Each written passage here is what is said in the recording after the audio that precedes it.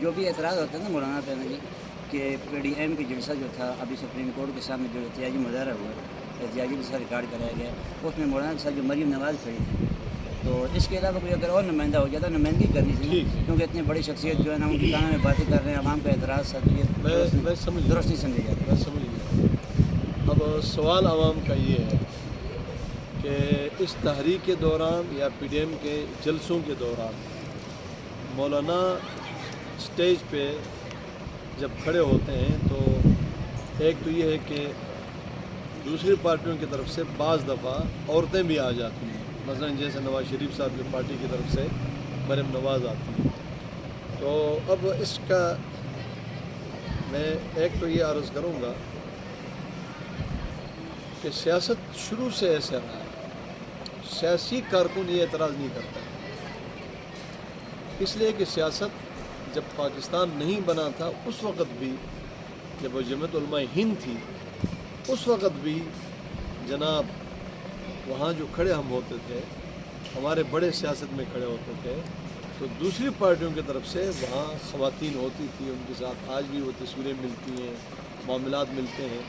چونکہ وہ تحریک انگریز کو نکالنے کے لیے تھی، تو انگریز کو نکالنے کے لیے ہر پارٹی نے اپنا حصہ ڈالا، تو بعض پارٹیوں کی طرف سے خواتین بھی رہی۔ پھر پاکستان بننے کے بعد جو ہمارے ایک تحریکیں چلی ہیں، عام طور پر آمریت کے خلاف ہماری تحریکیں چلی ہیں، ان تحریکوں میں ہر دور میں مثلا مفتی محمود صاحب کے دور ہے، احمد علی لاہوری صاحب کا دور ہے، حضرت مولانا عبداللہ درخواسی صاحب کا دور ہے، امارت یہ لوگ امیر تھے، اس وقت بھی پاکستان کی سیاست میں خواتین کا کردار رہا ہے۔ پھر ہم چونکہ پارلیمانی سیاست کرتے ہیں، ہم اسمبلی میں جاتے ہیں وہاں پر بھی خواتین ہیں، ہم سینٹ میں جاتے ہیں وہاں پر بھی خواتین ہیں۔ ایک بات تو یہ کہ چونکہ پاکستان کے قانون میں خاتون کو حق دیا گیا ہے تو ہمارا یہ واسطہ پڑتا ہے، یہ ہم کہہ سکتے ہیں کہ ہماری جماعت کی کوئی خاتون ہمیں لیڈ نہیں کرتی، ہمارے لیڈر یا ہمارے لیڈ کرنے والا مرد ہوتا ہے۔ دوسری بات یہ ہے کہ ہمارے جو اتحاد ہوتا ہے وہ بطور کس کے ہوتا ہے جناب، پارٹی کے ہوتا ہے۔ اب دوسری پارٹی وہ ہمارے پابند نہیں ہے، وہ اس کی مرضی ہے کہ وہ اپنے طرف سے مرد بھیجتے ہیں یا عورت بھیجتے ہیں۔ میں تو یہاں ضرور عرض کروں گا کہ مریم نواز کے تو بڑی حوصلہ افزائی کرنا چاہیے، مشکل وقت میں انہوں نے ماشاءاللہ بہت بڑا کردار ادا کیا سیاست میں۔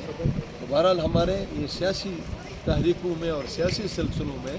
یہ سلسلہ چلتا رہا ہے اور یہ چلتا رہے گا۔ سوال کرنے والے دو طرح کے ہیں، جو مخلص ہیں وہ سمجھانے پہ سمجھ جاتے ہیں کہ سیاست نام ہی اس کا ہے۔ حضرت مفتی محمود صاحب فرماتے ہیں کہ ایک دفعہ میں نے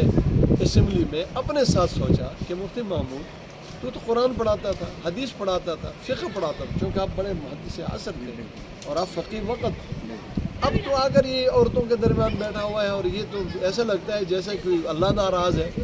لیکن کہتے ہیں جب آگے جا کر ختم نبوت کا معاملہ آیا، اب نبی کے عزت، نبی کے ناموس کا معاملہ آیا،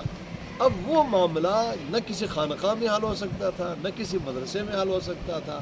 نہ دنیا کے سربراہان مل کر حل کر سکتے تھے۔ تو جب وہ کام مجھ سے حل ہوا اور میں نے کھڑے ہو کر اس وقت اس مرزے کے مقابلے میں جب رسول اللہ صلی اللہ علیہ وسلم کی عزت اور ناموس کی بات کی، اس کے سوالات کے جواب دیے، اور میں نے پوری اسمبلی کو مطمئن کر دیا کہ بغیر اختلاف کے سب مل کر اس قانون بنانے میں وہ تیار ہو گئے کہ وہ دائرہ اسلام سے خارج ہے،